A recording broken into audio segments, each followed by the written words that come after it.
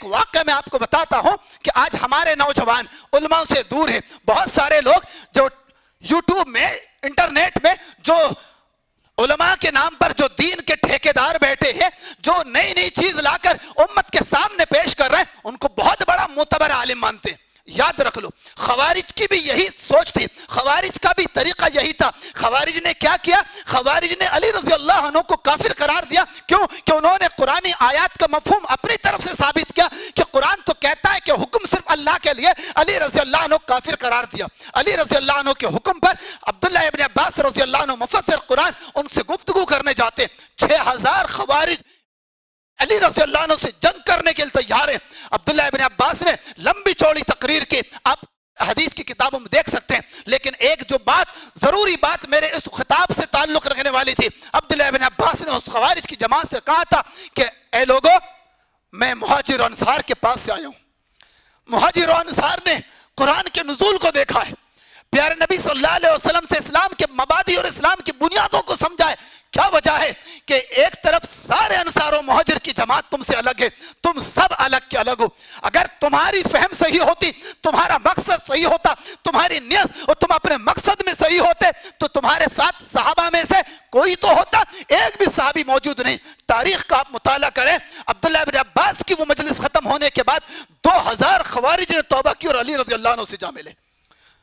2000 خوارج اسی مجلس کے اختتام کے بعد علی رضی اللہ عنہ کی سے جا ملے. اپنے اس حرکت پر ان کو ندامت ہوئی, شرمندگی, توبہ کر لی. پتہ یہ چلا کہ صحابہ کا فہم, صحابہ کا طریقہ, صحابہ کا منہج, صحابہ کی فہم یہ بنیاد اور کسوٹی ہے. اسی وجہ سے امام شافعی رحمۃ اللہ علیہ اپنے زمانے میں لوگوں کو کہا کرتے تھے, آمنت باللہ, اے لوگوں یاد رکھ لو میں اللہ پر ایمان لایا.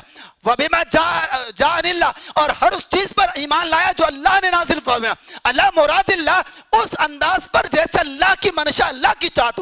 وہ آمنت برسول اللہ, میں رسول اللہ پر بھی ایمان لایا. اللہ وبما جاءنی رسول اللہ, رسول اللہ نے جو بات بتایا اس پر بھی میں نے ایمان لایا. اللہ مراد رسول اللہ, کیسے ایمان لایا, کیسے اس حدیث کو سمجھنا شروع کیا جیسے رسول اللہ صلی اللہ علیہ وسلم کی سمجھانے کی منشا. میرا ناقص علم, میری ناقص فہم اپنی جگہ پر خطا ہو سکتی ہے, لیکن صحابہ کا فہم, نبی کا فہم, نبی کی سمجھ, پیارے نبی صلی اللہ علیہ وسلم کو سمجھانے کے لیے اللہ نے جبریل امین کا انتظام کیا تھا. ایک ضروری جو چیز ہے کہ آپ جس سے دین لے رہے ہیں, جو عالم, جو اسکالر آپ کو دین کی باتیں بتا رہا ہے, وہ نئے نئے مسائل جو چھوڑ رہا ہے, آپ اس کے نئے نئے مسائل سے بالکل متاثر مت ہو. غور یہ کریں کہ وہ نئے نئے مسائل بتانے کے پیچھے اس کا مقصد کیا ہے.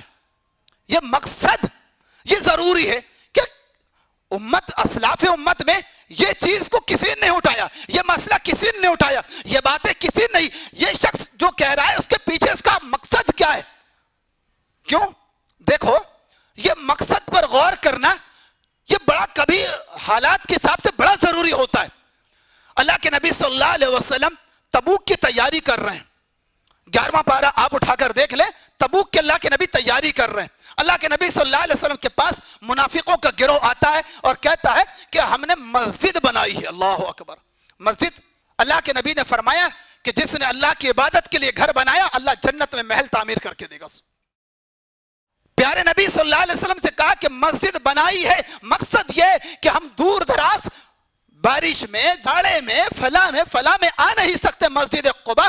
آپ سے التماس ہے کہ آپ اپنے مبارک ہاتھوں سے اس مسجد کا افتتاح کر لیں. آپ کی مبارک قدم ہماری مسجد میں رکھ دیے جائیں تو ہماری مسجد کا افتتاح ہو جائے گا.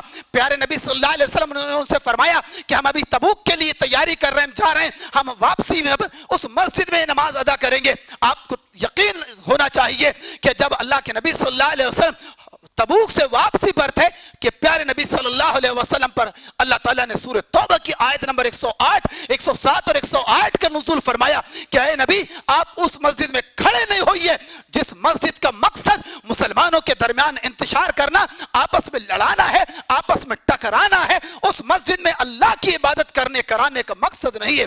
پیارے نبی نے سیدنا مان رضی اللہ عنہ کو اور چند صحابہ کو بھیجا کہ جاؤ اس مسجد میں جو نام سے بنائی گئی کہ محمد الرسول اللہ کی امامت سے اس مسجد کا افتتاح کیا جائے. پیارے نبی نے فرمایا اس مسجد کو نظر آتش کر دو, جلا دو, خاک کر دو. لہٰذا جس جس انسان سے آپ متاثر ہو رہے ہیں, جس کے گرویدہ ہوئے ہیں, آپ یہ میری ان باتوں پر سنجیدگی سے غور کیجئے. کہیں اس کا یہ مقصد تو نہیں کہ آپ کو دین سے پھیر دے. خلاصہ میری بات کا نچوڑ لب لباب اور مقصد یہ ہے کہ میرے بھائیوں, صحابہ کے فہم, صحابہ کا منہج, صحابہ کا طریقہ, صحابہ کے اصول, صحابہ کے ضوابط, یہ انسانیت کے لیے بالکل بہت ضروری ہے.